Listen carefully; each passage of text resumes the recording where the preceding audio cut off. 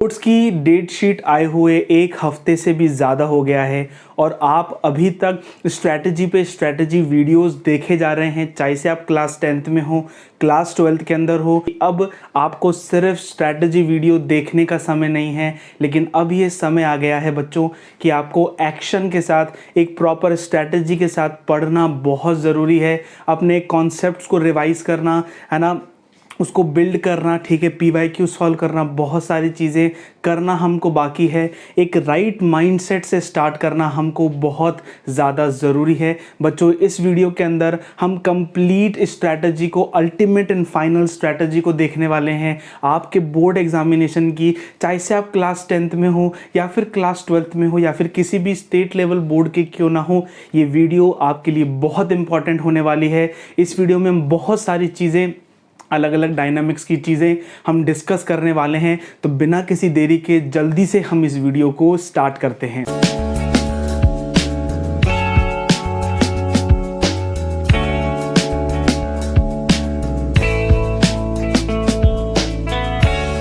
आज हम इस वीडियो में देखने वाले हैं कि बोर्ड्स है ना रिलेवेंट क्यों हैं, बोर्ड्स ज़रूरी क्यों हैं। बहुत बच्चे ऐसे बोलते हैं कि सर बोर्ड्स हमारे लिए क्यों ज़रूरी है, हम तो ना CUET पे ध्यान दे रहे हैं, हम तो कोई कॉम्पिटिटिव एग्ज़ाम्स पे ध्यान दे रहे हैं, ठीक है, हमने ये कॉलेज टारगेट कर रखा है, हम तो इस पे ध्यान दे रहे हैं, बोर्ड्स हमारे लिए कोई ज़्यादा इतनी है ना रिलेवेंट नहीं है। नहीं बच्चों, ये गलत माइंडसेट है, ये रॉन्ग है, आपको ऐसा नहीं करना है। बोर्ड्स के मार्क्स, बोर्ड्स के परसेंटेज आपके लाइफ में बहुत आगे काम आने वाले हैं, ठीक है। अगर आपको हायर स्टडीज़ करनी है तो उसमें कुछ परसेंटेज, जो एडमिशन क्राइटेरिया होता है उसमें बोर्ड एग्जामिनेशन का जो परसेंटेज है वो भी कभी कभार रिलेवेंट हो जाता है, ठीक है। बोर्ड के परसेंटेज से ही कभी कभार आपको अपने कॉलेजेस में स्कॉलरशिप मिल जाती है, तो बहुत रेलेवेंसी आपका बोर्ड एग्जामिनेशन रहने वाला है, ठीक है। कुछ बच्चे बोलते हैं कि सर है ना क्लास 12th में नहीं भी आए तो क्या हो गया है, अब तो हम है ना बहुत लेट हो गए हैं पढ़ने के लिए, अब हम क्या करें, जब हम हायर स्टडीज़ करेंगे अब उसमें ध्यान लगा लेंगे। नहीं बच्चों, ये भी गलत है, ठीक है। आप लेट नहीं हुए हो, ठीक है। और एक चीज़ हमेशा याद रखना कि जो क्लास 12th का बोर्ड एग्जामिनेशन है ना, वो कोई एक कुछ ऐसा नहीं है कि वो आपका फ्यूचर डिसाइड कर रहा है या फिर है ना आपके लाइफ को वो डिसाइड कर रहा है ना। ये आपका एक रियल लाइफ टेस्ट है, ठीक है। आपके डिसिप्लिन का टेस्ट है कि कितना डिसिप्लिन होके आप अपने गोल को अचीव कर सकते हो, ठीक है। कितने अच्छी तरीके से आप पढ़ने बैठ सकते हो, ठीक है। आप अपने आप का डेकोरम, डिसिप्लिन मेंटेन कर सकते हो, ठीक है। आप कैसे, ठीक है, खुद टाइम टेबल बनाते हो, खुद पढ़ते हो, ठीक है।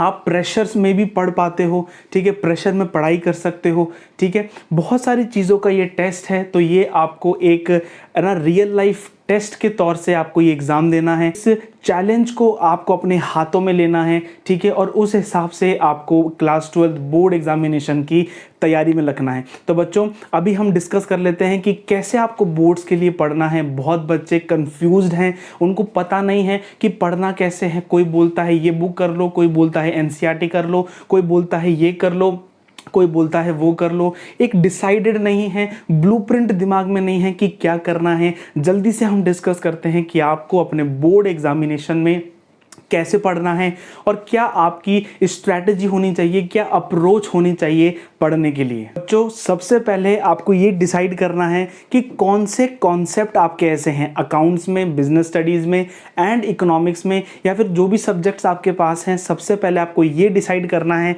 कि आपके कौन से कॉन्सेप्ट पूरे हो रखे हैं एंड कौन से कॉन्सेप्ट हैं जिस पे आपको थोड़ी दिक्कत होती है और आपको लगता है कि नहीं यार मैं इस कॉन्सेप्ट पर वीक हूँ। सबसे पहले जिस कॉन्सेप्ट्स पे आप वीक हो, जैसे कि पार्टनरशिप में हो सकता है एडमिशन का है ना, कोई रिवैल्यूएशन अकाउंट का ट्रीटमेंट है, ठीक है, बैंक अकाउंट का ट्रीटमेंट है, जिस पे आप थोड़ा सा वीक महसूस कर रहे हो। आपको लगता है कि नहीं, कभी भी क्वेश्चंस आते हैं गुडविल के इस टाइप वाले क्वेश्चंस आते हैं तो वो मुझसे नहीं बनते हैं। तो सिर्फ उन कॉन्सेप्ट्स के लिए, क्योंकि टाइम अब आपके लिए आपके पास बहुत कम रह गया है, तो सिर्फ उन वीक कॉन्सेप्ट्स के लिए आपको लॉन्ग फॉर्मेट की वीडियो देखनी है, ठीक है, जो आपको वीडियो देखनी है वो लॉन्ग फॉर्मेट की वीडियो किसके लिए देखनी है, उन कॉन्सेप्ट्स के लिए देखनी है जिसमें आप वीक हो या फिर अपने आप को वीक महसूस कर रहे हो, या फिर जिस कॉन्सेप्ट में आपको ठीक है थोड़ा सा पकड़ चाहिए या फिर आपको कॉन्सेप्ट क्लैरिटी चाहिए, उसके लिए लॉन्ग वीडियो देखनी है। और जो कॉन्सेप्ट्स आपके क्लियर हैं, आपको लगता है कि नहीं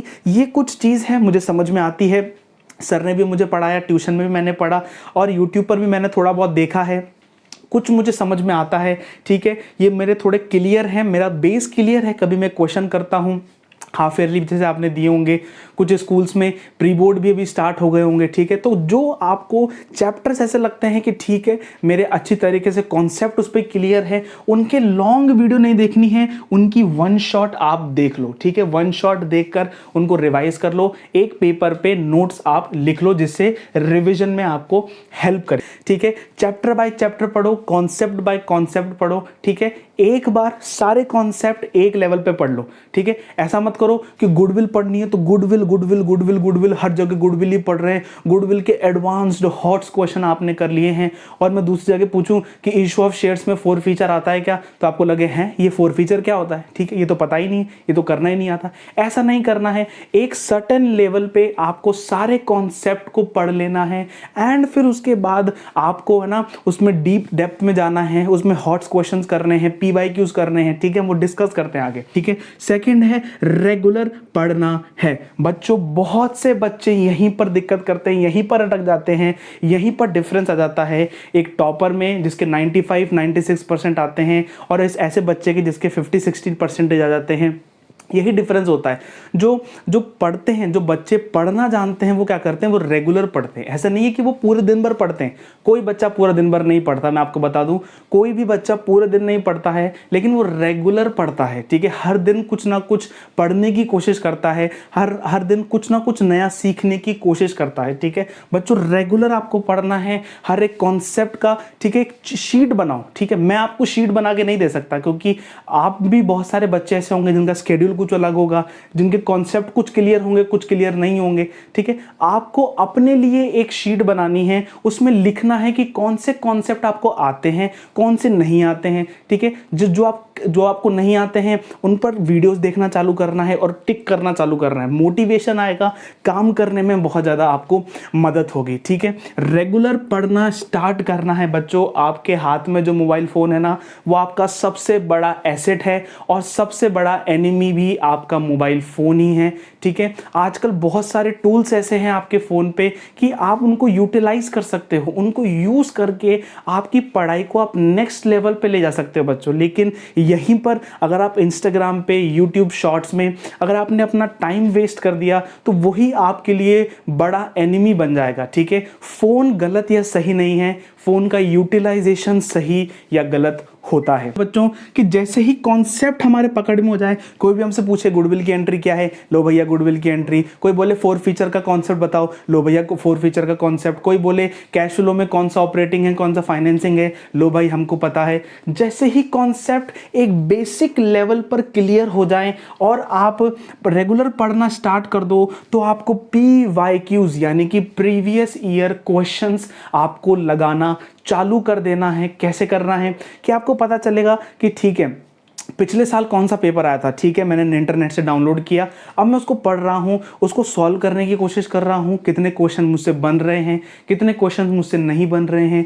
इससे आपको पता चलेगा कि आपका उस कॉन्सेप्ट पर कितनी पकड़ है, ठीक है, यहाँ पर पता चलेगा, ठीक है। और जो आपके ट्यूशन्स में टेस्ट होते हैं, आपके स्कूल्स में टेस्ट होते हैं, वो आपको अटेंड करने हैं, ठीक है, जिससे आपको अपना लेवल पता चलेगा, ठीक है। खुद ही खुद पढ़ते जाओगे, ठीक है, कोई टेस्ट नहीं दोगे, कोई PYQs नहीं करोगे तो आपको अपना लेवल पता नहीं चलेगा, ठीक है। हम खुद ही हमारे है ना ख्यालों की दुनिया में फूलते जाएंगे कि हम गुस्सा आता है, लेकिन जैसे ही एग्जाम में उस प्रेशर के अंदर अगर आप बैठोगे तो उसमें हैंडल नहीं हो पाएगा।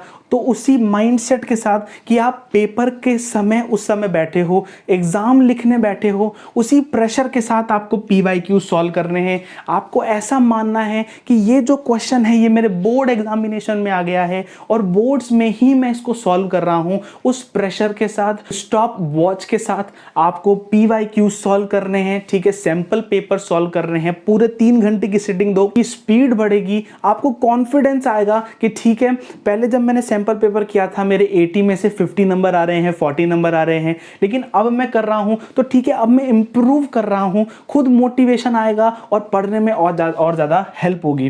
फोर्थ है एनसीईआरटी को प्रायोरिटी देना। बच्चों, बहुत सारे बच्चे ऐसे करते हैं, यहां से सुन ली कि वो बुक चल रही है तो वो बुक लिया है, यहां से सुन ली कि वो बुक चल रही है वो लिया है, ट्यूशन में कोई दूसरी बुक चल रही है, स्कूल के अंदर कोई दूसरी बुक चल रही है, ट्यूशन वाले बोल रहे हैं हमारा मटेरियल पढ़ो, स्कूल वाले बोल रहे हैं हमारे कोचिंग में आ जाओ। ठीक है, बहुत सारी चीजें इर्द गिर्द आपके आसपास चल रही होंगी, लेकिन बच्चों एक मैं आपको सॉल्यूशन इसका बताने जा रहा हूं कि कोई सी भी बुक से पहले सबसे पहले आपको एनसीईआरटी को प्रेफरेंस देनी है। बीएसटी में एनसीईआरटी हो, अगर आप क्लास 10th में हो तो मैथ्स में एनसीईआरटी, क्लास 10th में हो तो साइंस में एनसीईआरटी आपको प्रेफरेंस देनी है। ठीक है, क्लास 12th में हो तो आपको अकाउंट्स में, इकोनॉमिक्स में एनसीईआरटी को पहले पढ़ो, उसके बाद जो भी आपकी रेफरेंस बुक्स हैं उनको पढ़ना स्टार्ट कर दो। अगर अकाउंट्स की आप मुझे पूछते हो तो अकाउंट्स में बोलता हूं कि एनसीईआरटी अकाउंट्स में नहीं पढ़नी है, अकाउंट्स में डीके गोयल सर की बुक आप ले आओ और उस डीके गोयल सर की बुक को आराम से आप पढ़ो, उसी में आपका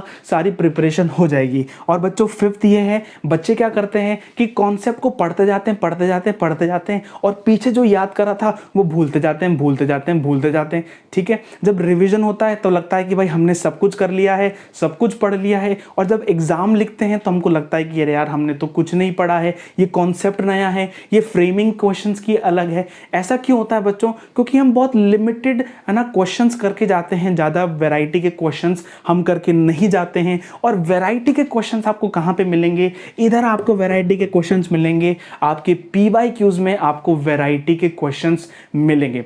बच्चों देखो, 2 से 3 महीने अब आपके रह गए हैं, आपको फुल मोटिवेशन के साथ, एक गुड माइंडसेट के साथ आपको पढ़ना बहुत ज़रूरी है। ठीक है, दोस्ती यारी अभी 2-3 महीने के लिए साइड में रख दो। जब कॉलेज में जाओगे बहुत दोस्त मिलेंगे, बहुत फ्रेंडशिप होगी, बहुत सारा अच्छा एनवायरनमेंट मिलेगा, बहुत फ़ोन चलाने को मिलेगा, है ना। इवन आपके कॉलेज लेक्चर्स के अंदर आप फ़ोन चला सकते हो। ठीक है, बैक बेंचर्स लोग बहुत मस्ती करते हैं, बंक करते हैं, कैंटीन में है ना बैठे रहते हैं। कॉलेज लाइफ आपकी बहुत अच्छी हो जाएगी अगर आपने क्लास 12th बोर्ड्स को एंड उसी के साथ अगर आप सीयूईटी को टारगेट करते हो तो बहुत अच्छी आपकी कॉलेज लाइफ होने वाली है। बच्चों, सिर्फ 2 से 3 महीने की तपस्या आपको बहुत अच्छा रिजल्ट, बहुत अच्छा फ्रूट आपकी क्लास 12th में लेकर आएगी। बच्चों आपके पेरेंट्स, आपके मम्मी पापा जो भी आपको ट्यूशन्स भेज रहे हैं, जो स्कूल आपको भेज रहे हैं, ठीक है, आपको कोर्सेज में एनरोल करा रहे हैं, ठीक है, तो बहुत चीज़ें उनकी भी एक्सपेक्टेशन आपसे लगी हुई है। ठीक है, वो भी चाहते हैं कि जो हमारा बेटा है या फिर हमारी बेटी है वो अच्छा स्कोर करे अपने क्लास 10th में या फिर क्लास 12th में। ठीक है, उसको अच्छा कॉलेज मिले, है ना, वो अपने लाइफ में सक्सेस को है ना इस्टेब्लिश करे, सक्सेस को पाए। ठीक है, मैं ऐसा नहीं बोलता कि क्लास 12th ही आपका एक सक्सेस का माइलस्टोन है, लेकिन क्लास 12th आपको सिखाती है कि आपको मेहनत कैसे करनी है। ठीक है, सिटिंग कैसे देनी है, प्रेशर के अंदर काम कैसे करना है, ठीक है ना, वाइवा कैसे प्रेजेंट करना है, कैसे एक्सटर्नल के सामने बोलना है। ठीक है, आपका बहुत प्रिपरेशन लाइफ के लिए क्लास 12th में ही हो जाती है। बच्चों, मैं ऐसा नहीं बोल रहा हूँ कि अगर आपके क्लास 12th में फिर भी कम परसेंटेज आए, ठीक है, तो भी आपको निराश नहीं होना है। ठीक है बच्चों, अगर आपके बोर्ड्स में कम परसेंटेज भी आ रहे हैं तो भी आपको निराश नहीं होना है। हमेशा एक बात याद रखना, ये अपने दिमाग के अंदर घुसा लो, है ना, दिल के अंदर बसा लो कि जो है ना, जो लड़ाई में लड़ते हैं बच्चों, जो बैटल ग्राउंड पे, बैटल फील्ड पे लड़ते हैं, है ना, उनको हम कायर नहीं बोलते, उनको कायर नहीं बोलते। जो लड़ते लड़ते हार जाते हैं ना, उनको हम शहीद बोलते हैं। ठीक है, लेकिन जो लड़ने से पहले ही भाग जाते हैं उनको हम कायर बोलते हैं। ठीक है, कायर हमको नहीं बनना है, लेकिन अगर आप मेहनत, पूरी लगन के बाद भी अगर 50-60% अचीव होते हैं, 70-80% अचीव होते हैं, तो भी हमको दुखी नहीं होना है। ठीक है ना, डीमोटिवेटेड नहीं होना है, डिप्रेस्ड नहीं होना है। ठीक है, यही चीज़ आपको बहुत ज़्यादा सोचने की ज़रूरत है बच्चों। ठीक है, ये कोई आपका, ठीक है, पूरी लाइफ का टेस्ट नहीं है, आपकी सक्सेस का टेस्ट नहीं है। ठीक है, लेकिन ये आपको तैयार कर रहा है। ठीक है, तो बच्चों मैं आपको लास्टली यही बोलता हूं कि इस चैलेंज को आप अपने हाथों में ले लो। ठीक है, रोजीना पढ़ने का आप है ना एक कमिटमेंट करो और उस कमिटमेंट को फुलफिल करो। आपके अंदर मोटिवेशन आएगी, आपको पढ़ाई करते देख आपके पेरेंट्स, ठीक है ना, आपको सपोर्ट करना स्टार्ट कर देंगे। ठीक है, जो भी एक्सपेक्टेशन आपकी पेरेंट्स की आपके ऊपर है उसको फुलफिल करने की जिम्मेदारी अब रिक्वायरमेंट एंड रिस्पॉन्सिबिलिटी आपकी हो जाती है बच्चों। और पूरे अच्छे माइंडसेट के साथ, एक पॉजिटिव माइंडसेट के साथ हमको क्लास 12th को स्टार्ट कर देना है बच्चों। बहुत से बच्चे ना पूरे साल नहीं पढ़ते, लेकिन 2-3 महीने वो ऐसे पढ़ लेते हैं कि वो बोर्ड्स एग्जामिनेशन को फोड़ के आते हैं। तो हमको वो बच्चे बनना है जो बोर्ड एग्जामिनेशन को फोड़ने वाले होंगे, ना कि उससे डर के भागने वाले होंगे। तो बच्चों